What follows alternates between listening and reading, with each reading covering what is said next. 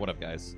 My name's Yielder, and this is a breakdown of the Corpse Explosion Necromancer I've been running with for Project Diablo 2. This is about 2.5 months into the season, something like that. And this has been the best map clearing build I've played out of all the characters I've played so far, which is like 4 or 5 characters. The build is, it's a Corpse Explosion Necromancer, so the self-explanatory stuff is maxing Corpse Explosion and then maxing Desecrate for the corpses, plus also the synergy here. I put 1 in Bone Armor for the additional damage absorption. And then you go max amp damage for the Corpse Explosion synergy. And I put 1 in Decrepify for utility against bosses. And then I put 10 in Curse Mastery to be able to get 2 curses. So amp damage plus 1 more. I put 1 in lower resist to start, and then under summoning you max revive just to have fodder that they also do a ton of damage, and then 1 in the teleport blood warp. The rest of the points I put in lower resist. I'm still debating maybe respecking and putting 1 in Iron Golem and Golem Mastery and having a revived or Insight Iron Golem for the mana, because you just plow through mana on this build. The stats are typical, enough strength to wear your gear, 106 for Trang for me, and then no dex, because max block's impossible to build with a Trang shield, and then the rest in vitality. The gear, most importantly, is a Death Swept, really bad. We ripped a couple really good ones. I would upgrade this eventually. I would try to put Poison or either Fire Facet or just like MF Istrunes in there. Really nice corrupted Trangs helm. Same here with the armor. +1 all skill corrupted shield. MF corrupted gloves. Fire res corrupted belt. This is just 10 FCR rings and a FCR amulet. Just random res on there, and then same here.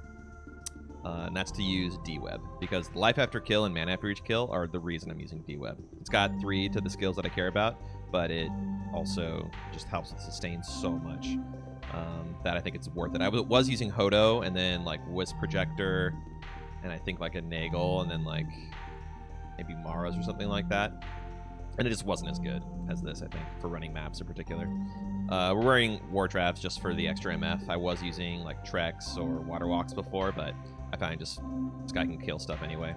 The most important part of the build probably is the Mercenary. I was using Insight, and it's not that big of a difference to use Insight or Infinity. Infinity still helps, but I found your kill speed is not that much less, even with just Insight on him. And then Treachery. This is a Defiance Merc. A Ral Dandies, a Marowak for Cannot Be Frozen, Nos Coil, and Drax. Still need to slam more stuff. That's the build, and the way it plays is, I'll show you. The charms are just MF and res. And a little bit of life. Got a torch, and then I'm still missing 2 skillers. But yeah, I believe that is everything. We got a 6 CTA and a 2 all skills lidless on swap. But yeah, the way he plays is generally I go down here to your summon of choice. Usually I think Doomlords are by far the best. So they have different names, but they're these guys with the axes. Down here they're called Night Lords. In tier 2 maps they're called Moon Lords. But you want that model of guy. And it's a little hard sometimes to like get the right ones, as you can see, like getting the mouse to highlight over the right one. But once you get the hang of it, then you BO them. Then you go, let's say, for Chaos. You just walk down. You want to keep Blood Warping as much as possible to keep the revives along with you. Otherwise, they just die because they get stuck behind stuff. They're not like a mercenary that teleports to you. So the play pattern is that I have, it's a 4-skill rotation. So you go low resist, amp damage, desecrate, corpse explode. So lower resist, amp damage, desecrate, corpse explosion. And the lower resist lowers the fire res, and then amp damage lowers their physical res. And because corpse explosion does both fire and physical, you get both sides of it. Sometimes you don't even need lower resistance. Like I found against a lot of monsters, you can just go amp damage, desecrate, corpse explosion, like the same thing happens. But that's generally the playstyle, and he does insane AoE and insane amounts of damage in maps, especially with Infinity. It just like, I don't know, it just plows through everything, like way faster than any other build I've played. I think it's up there with Poison Necro and a Trap Assassin in terms of clear speed. You just clear whole screens so quickly. Chaos Sanctuary is nowhere near dense enough to show off how good this guy is. But yeah, that's the playstyle. And it's really, really fun. Any niche situations that happen, as you go through, I try to revive more of like the revives that I want so they don't all disappear at once. I'm playing hardcore, so I am trying not to rip.